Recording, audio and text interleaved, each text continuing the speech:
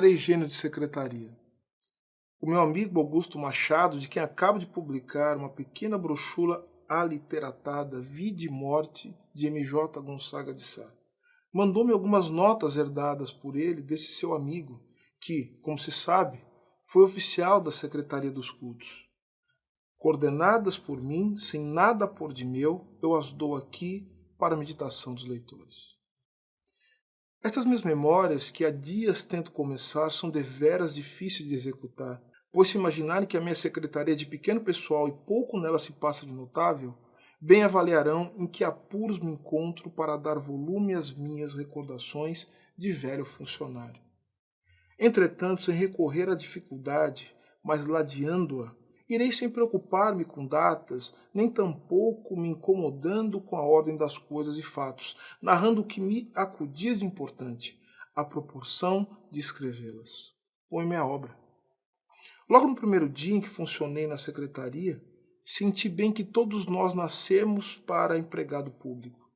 Foi a reflexão que fiz a me julgar tão em mim quando, após a posse o compromisso ou juramento, sentei-me perfeitamente à vontade na mesa que me determinara.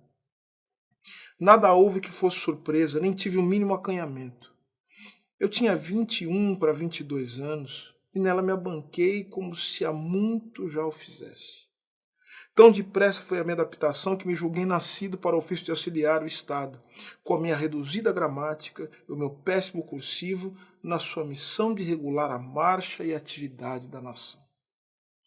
Com familiaridade e convicção, manuseava os livros, grandes montões de papel espesso e capas de couro que já estavam destinados a durar tanto quanto as pirâmides do Egito. Eu sentia muito menos aquele registro de decretos e portaria, e eles pareciam olhar-me respeitosamente e pedir-me sempre a carícia das minhas mãos e a doce violência da minha escrita.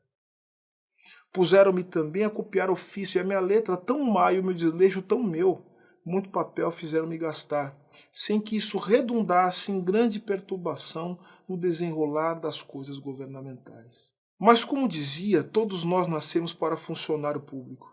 Aquela placidez do ofício, sem atritos, nem desconjuntamentos violentos, aquele deslizar macio durante 5 horas por dia, aquela mediania de posição e fortuna, garantindo inabalavelmente uma vida medíocre.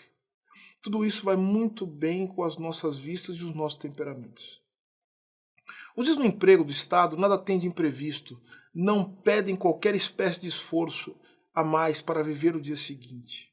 Tudo corre calma e suavemente, sem colisões nem sobressaltos, escrevendo-se os mesmos papéis e avisos, os mesmos decretos e portarias da mesma maneira durante todo o ano, exceto os dias feriados, santificados e os de ponto facultativo, invenção das melhores da nossa República. De resto, tudo nele é sossego e quietude. O corpo fica incômodo a jeito, o espírito aquieta-se, não tem efervescências, nem angústias, as praxes estão fixas e as fórmulas já sabidas. Pensei até em casar, não só para ter uns bate-bocas com a mulher, mas também para ficar mais burro, ter preocupações de pistolões, para ser promovido. Não o fiz, e agora, já que não digo a ente humano, mas ao discreto papel posso confessar por quê. Casar-me no meu nível social seria abusar-me com a mulher pela sua falta de instrução e cultura intelectual. Casar-me acima seria fazer-me lacaio dos figurões para darem-me cargos, propinas, gratificações que satisfizessem as exigências da esposa. Não queria uma nem outra coisa. Houve uma ocasião em que tentei solver a dificuldade casando-me, ou coisa que o valha, abaixo da minha situação. É a tal da história da criada.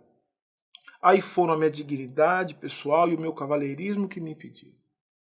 Não podia nem devia ocultar a ninguém, de nenhuma forma, a mulher com quem eu dormia e era a mãe dos meus filhos. Eu ia citar Santo Agostinho, mas deixo de fazê-lo para continuar a minha narração.